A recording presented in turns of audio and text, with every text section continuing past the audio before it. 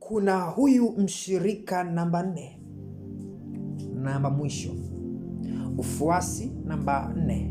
Hapa kuna wafuasi wawili, kuna Yohana na Yakobo.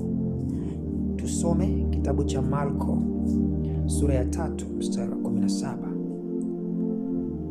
Marko 3:17 inasema hivi: na Yakobo mwana wa Zebedayo na Yohana ndugu Yakobo akawapa jina Boenege, maana yake wana wa ngulumo.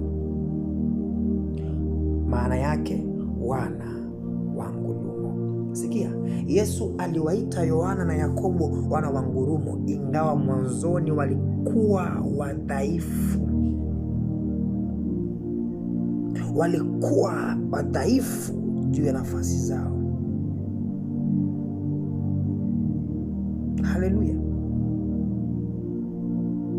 Lakini baadaye walipojifunza kutoka kwa Yesu, watu hawa wawili walikuwa wanafunzi ambao wako tayari kujidhabihu kwa ajili ya Yesu. Tunaposema wafuasi wenye asili ya Yohana na Yakobo, tunazungumzia wale wafuasi ambao wako tayari kufanya chochote kwa ajili ya Yesu. Yohana na Yakobo, sifa yao ya kwanza ni wanafunzi wa kweli. Sifa yao ya pili ni watu wa kujidhabihu. Ukisoma andiko lingine, Yohana na Yakobo wanasema tuko tayari kukinywea kikombe utakachokinywea. Hawa ni aina ya washirika ambao wako tayari kufanya chochote kwa ajili ya Bwana. Wako tayari kujidhabihu kwa ajili ya Bwana. Wako tayari kulipa gharama kumtafuta Yesu. Watakapoambiwa kanisani Jumatano, wanakwenda tayari kulipa gharama. Kanisani Ijumaa wanakwenda tayari kulipa gharama. Jumapili wanakwenda tayari kulipa gharama. Hawawazi kwamba sasa nikienda nauli natoa wapi. Na wewe, wanajitoa, wanajidhabihu kwa wote. Watu hawa walikuwa ni waaminifu hata wakati wa mateso ya Yesu. Yaani kipindi mchungaji wako anapitia hali ngumu, unabaki kuwa mwaminifu kwake. Kipindi jamii inamrushia mawe mchungaji wako, bado wewe unabaki kuwa mwaminifu wakati huo wa mateso. Achana na waumini au wafuasi wengine ambao kipindi mchungaji wake anapitia hali ya kusemwa huko nje, hali ya kuzomewa huko nje, na yeye anaungana nao. Wewe ni asili ya Yuda complete. Kipindi ambacho mtumishi wako anasemwa na wewe huku unamsema, wewe ni Yuda complete. Yuda asiyekuwa na madoa, Yuda asiyeeditiwa. Yaani wewe ni Yuda mwenyewe.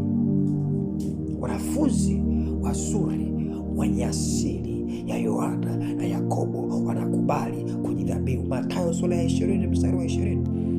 Mathayo sura ya 20 mstari wa 20. Mathayo 20:20 nasema hivi: ndipo mama yao wana wa Zebedayo akamwendea pamoja na wanaye, akamsujudia na kumwomba neno. Akamwambia, wataka nini? Akamwambia, agiza kwamba hawa wanangu wawili waketi, mmoja mkono wako wa kuume na mmoja mkono wako wa kushoto katika ufalme wako. Yesu akajibu akasema, hamjui mnaloliomba. Je, mnaweza kunywea kikombe nitakachokinywea mimi? Wakamwambia, twaweza. Sikia nikwambie, mama yake